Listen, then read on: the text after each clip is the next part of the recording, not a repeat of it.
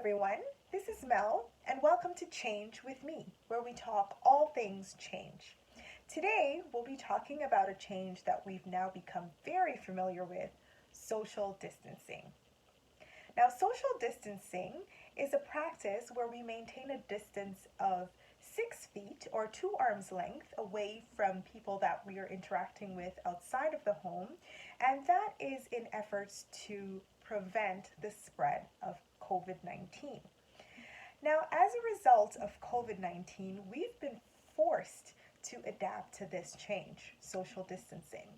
For some of us, it's a little bit easier than others, but I can tell you that for people like myself who thrive on physical interaction and face to face interaction, it can be particularly challenging. So, I'll share some of the things that I've been doing, both personally and professionally, to help me adapt to this change. So, professionally, I'll start there. I thrive on face to face meetings with my colleagues.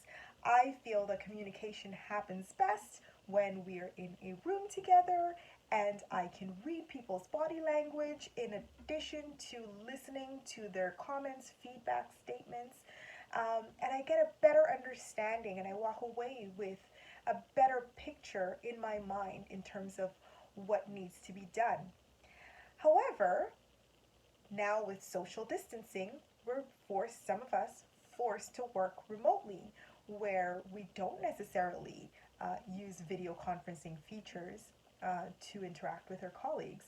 However, video conferencing is something that I particularly like, and if and when my colleagues feel comfortable, I encourage them to do so. I think that you can make someone's day simply by seeing a smile on their face.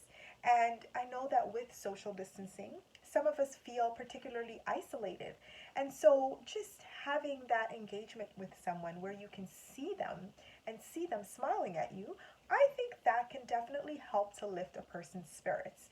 And at this particular time, it's so important for us to take really good care of our mental health. And social interaction is one of the ways we can do so, even professionally. So I think it's important for us, even with our professional relationships, to be human, to check in on each other, to empathize with each other. We're all struggling with this. We're all working on getting through this in our own way. But if we can be a little bit more sensitive, a little bit more empathetic, and give more of ourselves to our colleagues to help better our professional relationships and just in general to help us get through this, I think that would be great. And so I've started doing that, reaching out to my colleagues a little bit more frequently. So frequent interaction, engagement, of course, with respect for my colleagues as well, and having engagements and interaction about work, and outside about things outside of work, so that there is that level of normalcy even with social distancing.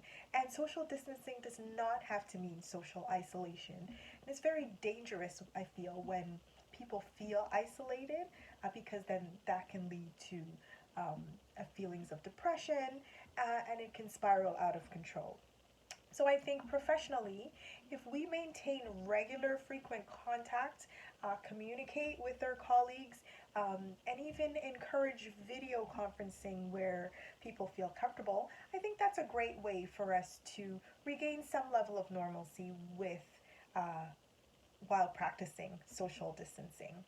Now, personally, I've had a little bit of a challenge in the sense that I'm not a phone person. I don't typically pick up the phone to call my friends to check in on them. I might send them a quick text message or a WhatsApp message, but I found that with social distancing practices, I've been forced to be more proactive, pick up the phone, call, check in, see how people are doing, and I'm finding that that's actually helping me as well in terms of coping with COVID 19. So I encourage you to try it. If you're not a phone person, pick up the phone, make a call, check in on your friends and family, see how they're doing. And again, it's so important that we maintain that social support network because it's so important for our overall well being, but particularly for our mental health as we go through this challenging time. So, one of the other things I've done is I've encouraged my friends to have a fitness session, so a group fitness activity online on Zoom. And we haven't done so yet, but I'm actually looking forward to it. And I encourage you to try that as well. It's a great way, physical activity is a great way to maintain good health, and doing it with friends just makes it more fun. All great for our mental health. So I encourage you to try that as well. So pick up the phone, give your friends a call. I've had some people even have Zoom parties, virtual parties. That sounds like a lot of fun and a great way to stay in touch while practicing social distancing. I encourage you to try that as well. So, overall, I just want to remind you that social distancing does not mean social isolation. You do not have to feel that you're alone in this because we're all in this together. So I encourage you to maintain frequent contact and communication with both your professional colleagues and contacts as well as your friends and family network. We're all dealing with this global pandemic. We're in it together and we need to support each other.